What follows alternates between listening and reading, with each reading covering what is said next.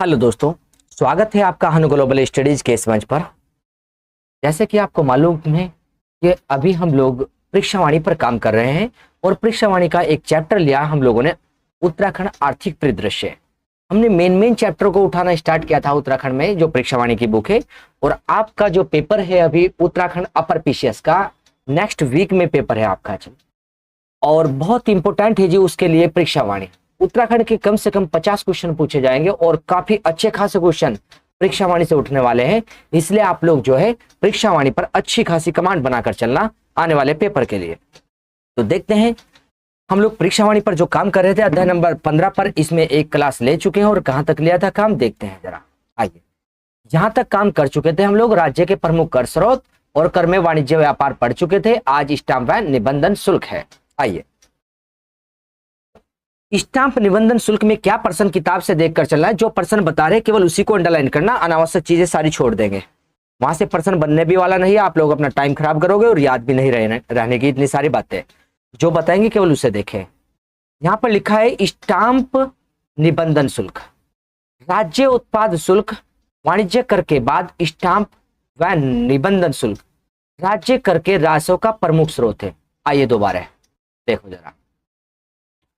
वाणिज्य या व्यापार कर सबसे बड़ा स्रोत है, दूसरा है राज्य उत्पाद शुल्क और तीसरा है स्टाम्प व निबंधन शुल्क। कर का टैक्स का सबसे बड़ा स्रोत उत्तराखंड में। तो टैक्स का सबसे बड़ा स्रोत वाणिज्य व्यापार, दूसरा राज्य उत्पाद, तीसरा स्टाम्प व निबंधन शुल्क।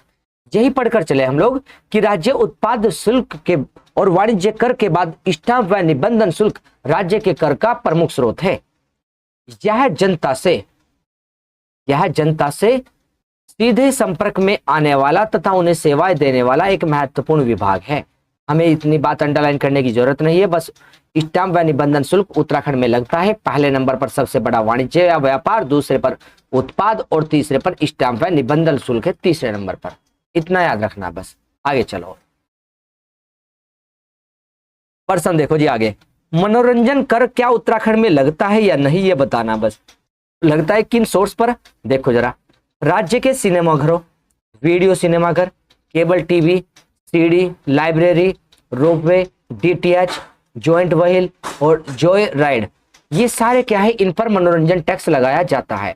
तो मनोरंजन कर एक उत्तराखंड का कर है, ये याद रख के चलना। कभी कभी प्रश्न बन जाता है इनमें से कौन उत्तराखंड का टैक्स है और इनमें से कौन नहीं है। तो मनोरंजन कर भी उत्तराखंड का एक टैक्स है।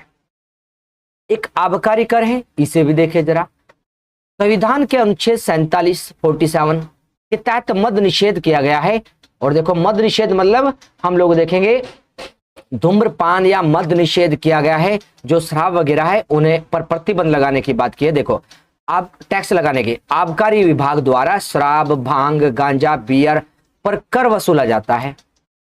प्रदेश में अल्कोहल बनाने वाली, देखो लिखा, प्रदेश में इस समय अल्कोहल बनाने वाली 4 डिस्टिलरीज काम कर रही है। उत्तराखंड में अल्कोहल बनाने वाले 4 डिस्टिलरीज इस समय काम कर रही है। हमें याद रखने हैं ये पॉइंट यहां पर जरा। आइए,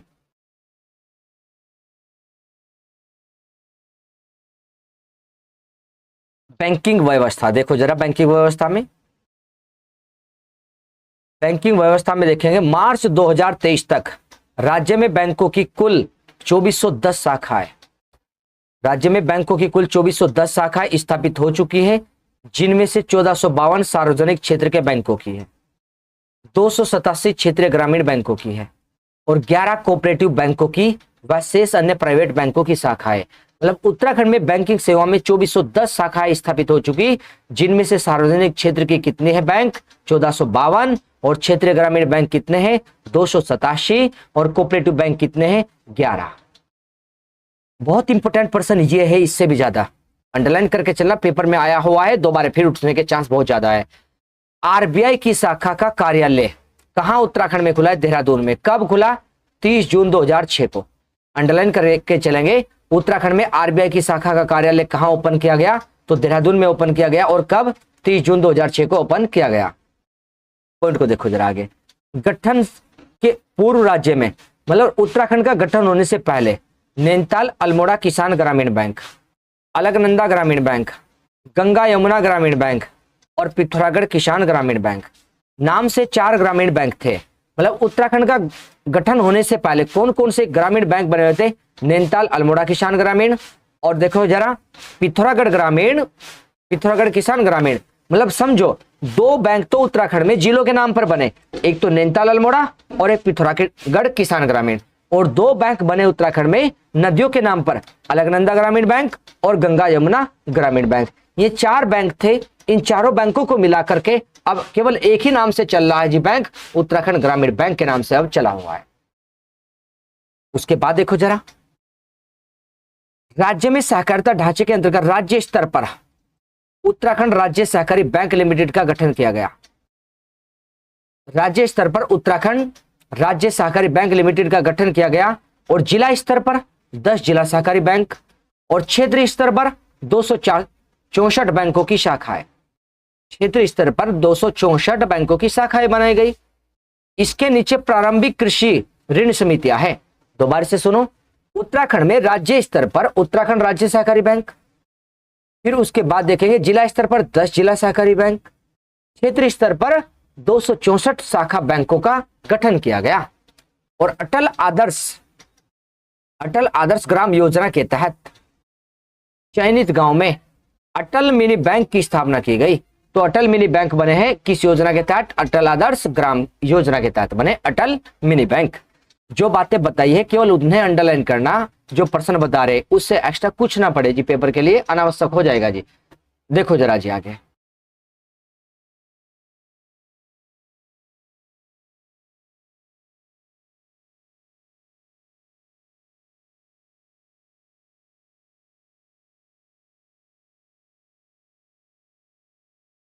आगे लिखा है राज्य गठन के समय बैंकों का कुल ऋण जमा अनुपात कितना था? 22.54% था। राज्य गठन के समय बैंकों का कुल ऋण जमा अनुपात 22.54% था, लेकिन 2020-21 में बढ़कर 48% हो गया। राज्य गठन के समय बैंकों का ऋण जमा अनुपात 22.54% था, 2020-21 में बढ़कर 48% हो गया, जो आरबीआई द्वारा घोषित बेंचमार्क का 60% से कम है। तो आरबीआई के द्वारा जो बेंचमार्क घोषित किया गया उसके 60% से कम है कौन जी यहाँ पर? तो हम लोग देखकर चलेंगे ऋण जमा अनुपात।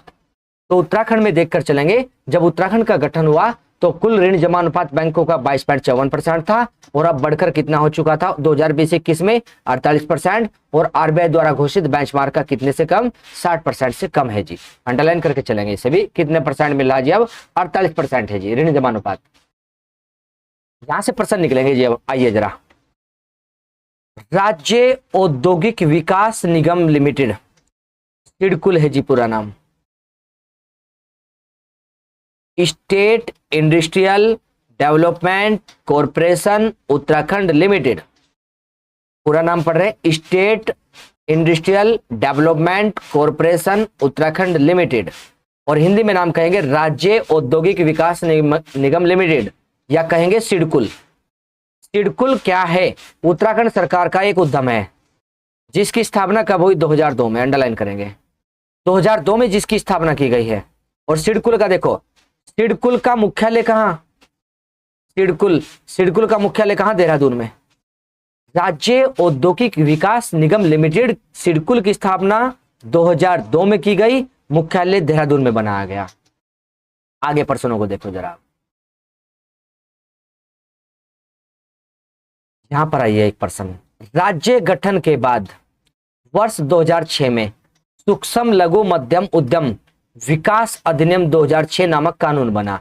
तो सूक्ष्म लघु मध्यम उद्यम विकास अधिनियम कब का है? 2006 का। ये बात अंडरलाइन करेंगे।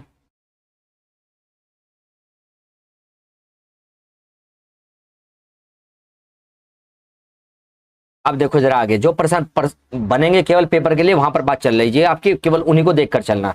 बाकी जो प्रश्न लगते हैं कि छूट गए वे सारे कहीं ना कहीं जो उनमें से इंपोर्टेंट है दोबारा से घूम कर दूसरी चीजों में भी आएंगे, लेकिन वहां पर छोड़ा ही नहीं हमने। परीक्षावाणी को जो पढ़ना है वो पढ़ने का तरीका आपको बताया जा रहा है कि केवल कहां से क्या छोड़ना और क्या पकड़ना, क्योंकि सारी चीजें पढ़ने से काम नहीं बनता है।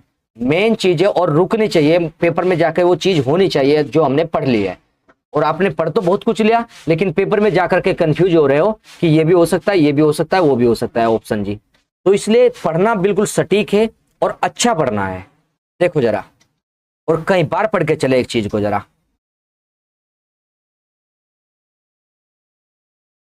एक प्रश्न देखना आगे।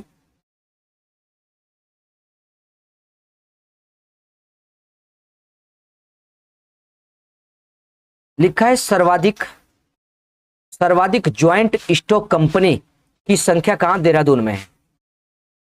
सर्वाधिक ज्वाइंट स्टॉक कंपनी की संख्या देहरादून में, और सबसे कम कहां पर है? रुद्रप्रयाग में 7 है और देहरादून में 640 है। ज्वाइंट स्टॉक कंपनी सर्वाधिक, जो हम लोग पढ़कर चलेंगे।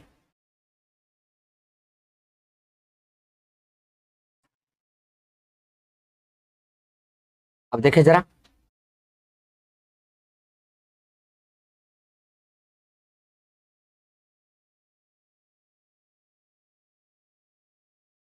एक प्रश्न निकाले यहां से। ये देखो यहां पर दिया है, षष्टम आर्थिक जनगणना में जनपदवार हस्तशिल्प हथकरघा उद्योग की संख्या कुल 9338 थी। इसे याद रखने की जरूरत नहीं है, यहां से एक प्रश्न निकलेगा, उस पर आओ हमारे साथ। सर्वाधिक हस्तशिल्प हथकरघा उद्यम की संख्या वाला शीर्ष 3 जिले। हस्तशिल्प हथकरघा उद्यम क्या है? जो हाथों के द्वारा अपने सामान तैयार करते हैं हम लोग, उन्हें हस्तशिल्प उद्योग बोल रहे हैं। सर्वाधिक हस्तशिल्प उद्योग कहां पर है? उधम सिंह नगर में। दूसरा नंबर हरिद्वार में, तीसरा नंबर पिथौरागढ़ में। उधम सिंह नगर में 1565 के आसपास, हरिद्वार में 1562 के आसपास, पिथौरागढ़ में 1533 के आसपास। सर्वाधिक हस्तशिल्प उद्योग वाला जिला अंडरलाइन करना, पेपर के लिए मुख्य बनते हैं ये प्रश्न।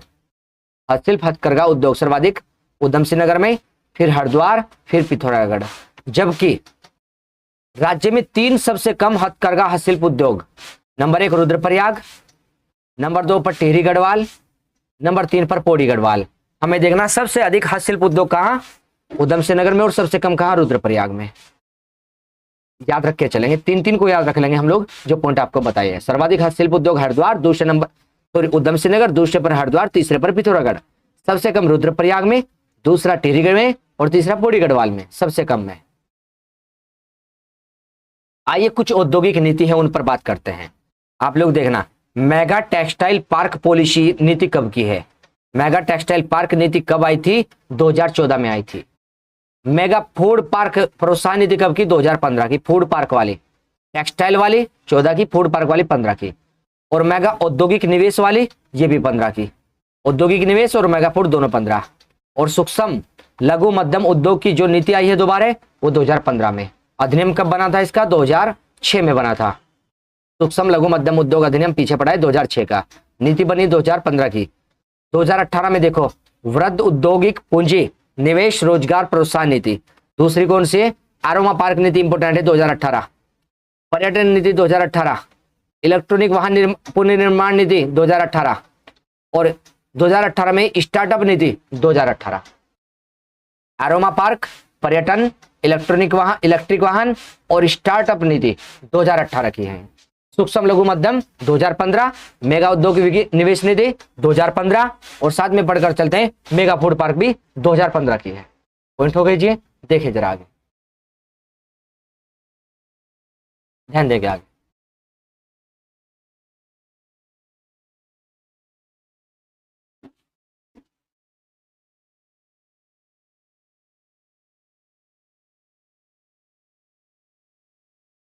यहां पर आइए, यहां पर प्रश्न बनते हैं जी आपके लिए बहुत इंपॉर्टेंट, इन प्रश्नों पर आइए। देखिए इसमें यहां पर लिखा जी औद्योगिक आस्थान। औद्योगिक आस्थान, इसका नाम पढ़ेंगे इंडस्ट्रियल स्टेट। देख कर चलेंगे जरा, इंडस्ट्रियल स्टेट को पढ़े जरा। यहां पर जी राज्य औद्योगिक अवस्थापना, हम लोग पढ़ेंगे इंडस्ट्रियल इंफ्रास्ट्रक्चर, औद्योगिक अवस्थापना। सुविधाओं के विकास हेतु राज्य औद्योगिक विकास निगम लिमिटेड, मतलब सिडकुल, अर्थात राज्य सरकार के अलावा सिडबी और आईसीआईसीआई बैंक है, और एलआईसी आदि संस्थानों की भी पूंजी लगी हुई है। मतलब किस में लगी है? औद्योगिक अवस्थापना में, इंडस्ट्रियल इंफ्रास्ट्रक्चर में। इनका विकास करने के लिए उत्तराखंड में सिडकुल, सिडबी, आईसीआईसी बैंक और एलआईसी, इन संस्थानों ने अपनी पूंजी लगा रखी है उत्तराखंड में औद्योगिक अवस्थापना का विकास करने के लिए। अब देखो एक प्रश्न बनता है, देखो जरा आगे, आइए आगे लिखा है सिडकुल द्वारा राज्य में 7, ये संख्या अंडरलाइन करेंगे, उत्तराखंड में 7 औद्योगिक अवसंरचनाएं विकसित की गई है। तो उत्तराखंड में कितने औद्योगिक आस्थान है, औद्योगिक आस्थान कितने सिडकुल ने जो बनाए हैं वे 7 है, याद रखेंगे। इसके अतिरिक्त 9 वृत्त है, 21 मिनी औद्योगिक आस्थानों या स्टेट का विकास किया गया है। 9 वृत्त, 21 मिनी औद्योगिक आस्थान या स्टेट का विकास हुआ है, और सिडकुल द्वारा 7 क्या है, औद्योगिक अवसंरचना विकसित की गई है।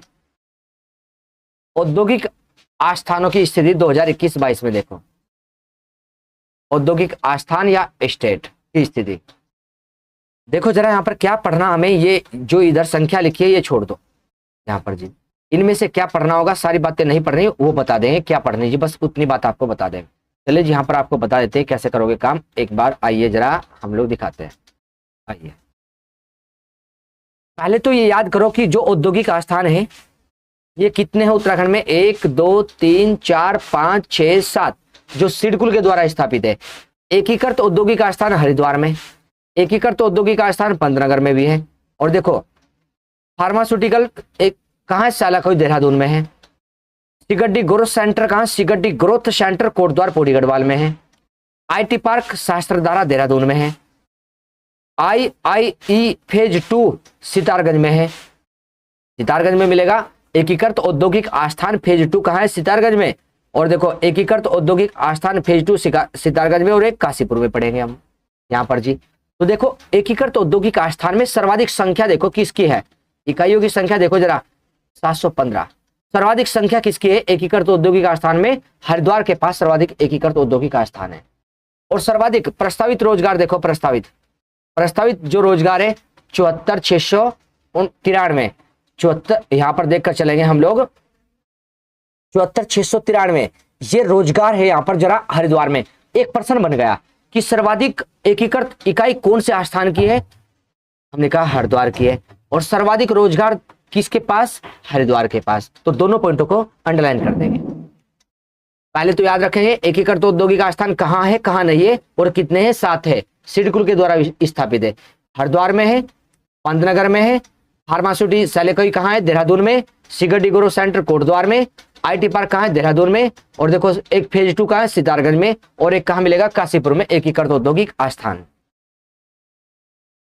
आइए जरा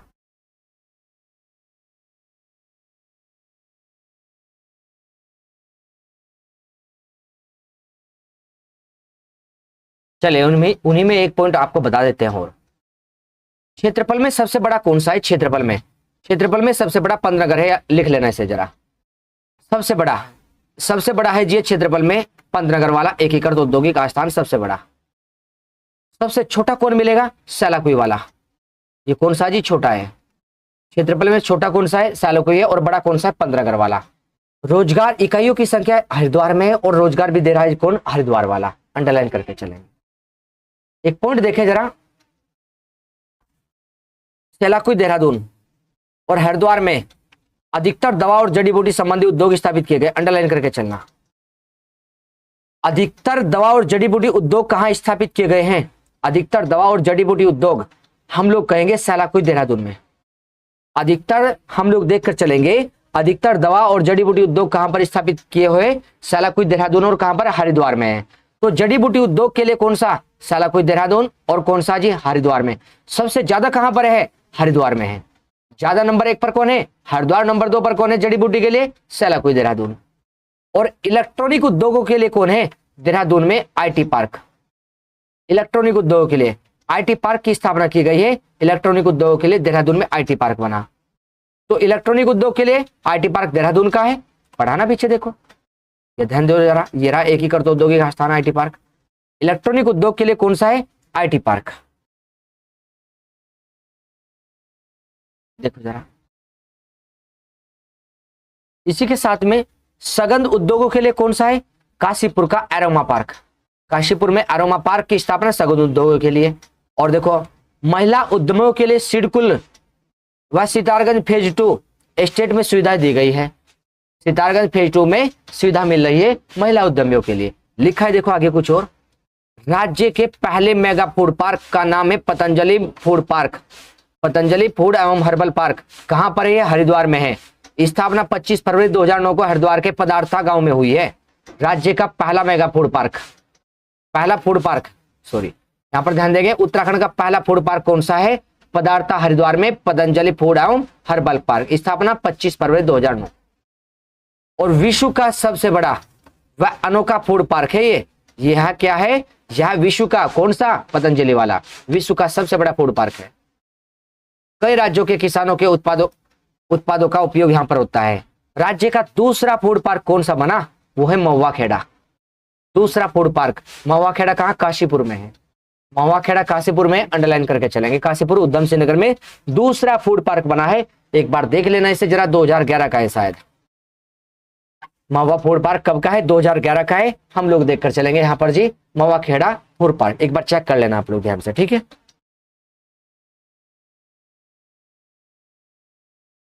उसके बाद भारी उद्योग दिए हैं, भारी उद्योग दिए। इस भारी उद्योग के ब्रैकेट में एक बॉक्स बना हुआ जी, तो इस पेज पर, इस पर आओ जरा, ये बहुत इंपॉर्टेंट है, यहां से प्रश्न उठते रहते हैं। ये बनाना यहाँ पर कुछ अन्य प्रमुख भारी एवं मध्यम उद्योग, यहां से प्रश्न निकलते हैं जी। यहां से प्रश्न कई बार उठ चुके हैं पेपर में, इसे ध्यान से पढ़ना, बार बार पढ़ना, एक बार पढ़ने से याद नहीं होंगे ये चीजें, लेकिन ध्यान से पढ़ना जरा। लिखा है जी देखो, एक इंडियन ड्रग्स एंड फार्मास्यूटिकल, ये कहाँ है? वीरभद्र ऋषिकेश देहरादून में है। ये कंपनी कहां पर है? ये उद्यम Indian drugs and pharmaceutical Virbhadra Rishikesh में है, देहरादून में ये। और हिंदुस्तान एंटीबायोटिक लिमिटेड, ये भी ऋषिकेश में है। एंटीबायोटिक लिमिटेड ऋषिकेश, और देखो इंडियन ड्रग्स एंड फार्मास्यूटिकल, ये भी वीरभद्र ऋषिकेश में है। और मेडिसिन फार्मास्यूटिकल मोहान क्षेत्र अल्मोड़ा में, देखो medicine pharmaceutical Mohan Almora, drugs and pharmaceutical Virbhadra Rishikesh, अंतर करके चलना। Cooperative drugs factory Ranikhet Almora में है, कोऑपरेटिव ड्रग्स फैक्ट्री, देखो drugs and pharmaceutical Virbhadra Rishikesh और cooperative drugs factory Ranikhet Almora. Medicine pharmaceutical Mohan Almora और drugs and pharmaceutical Virbhadra Rishikesh. आप लोग 2-4 बार अंतर करना अपने तरीके से, फिर समझ आ जाएगी बातें कि कहां पर पेपर में कैसे याद रखेंगे। आइए जरा आगे। जड़ी बूटी उद्योग केंद्र 300 से भी अधिक कहां? हरिद्वार में सबसे अधिक जड़ी बूटी उद्योग है। और देखो जड़ी बूटी उद्योग केंद्र 184 से भी अधिक कहां? सेलाकुई देहरादून में है। तो सबसे ज्यादा हरिद्वार में है जड़ी बूटी उद्योग, दूसरे नंबर पर सेलाकुई देहरादून में है जड़ी बूटी उद्योग जी, दूसरे नंबर पर जी। आइए आगे। Bharat heavy electricals limited Ranipur Haridwar में है। PHEL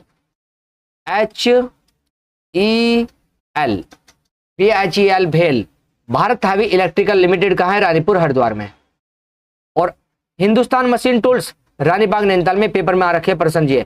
हिंदुस्तान H, मशीन में M, टूल्स में T, Hindustan machine tools HMT कहां पर है? रानीबाग नैनीताल में। Ordnance factory Raipur Dehradun, deal Raipur Dehradun, opto electronics Raipur Dehradun, electronics उद्योग लैंसडोन पौड़ी गढ़वाल में है, देखो जरा। और भारत इलेक्ट्रॉनिक्स कोटद्वार पौड़ी गढ़वाल में, इलेक्ट्रॉनिक्स उद्योग लैंसडोन Pauri Garhwal, Bharat electronics Kotdwar Pauri Garhwal. Electronic and telephone factory Bhimtal Nainital. सारे एक जैसे देखने को लग रहे हैं जी, इसलिए कई बार आप लोग इन्हें पढ़कर चलना, पेपर के लिए मुख्य प्रश्न है जी। आगे देखो जरा। वेबसिन कारखाना पंडवा डागर नैनीताल में है। वेबसिन कारखाना कहां है? पंडवा डागर नैनीताल में। और मैग्नेसाइट कारखाना झीरोला क्षेत्र अल्मोड़ा में, मैग्नेसाइट कारखाना। और कहां बना है मैग्नेसाइट का? चंडाक क्षेत्र पिथौरागढ़ में। मैग्नेसाइट का कारखाना झीरोला अल्मोड़ा में और चंडाक पिथौरागढ़ में बना हुआ है मैग्नेसाइट का कारखाना। ये टॉपिक था जी आपका जो अध्याय नंबर 15 में हमने किया है।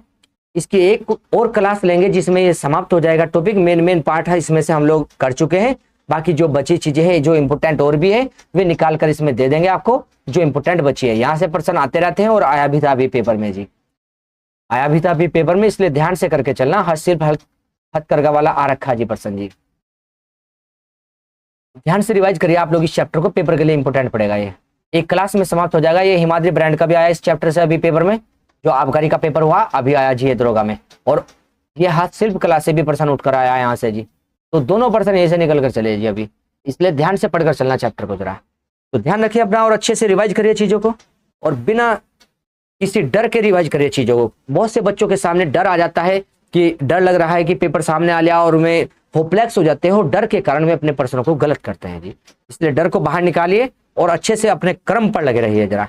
मिलते हैं नेक्स्ट क्लास में आप लोगों से हम लोग। पढ़िए अच्छे से और ध्यान रखिए जरा। धन्यवाद।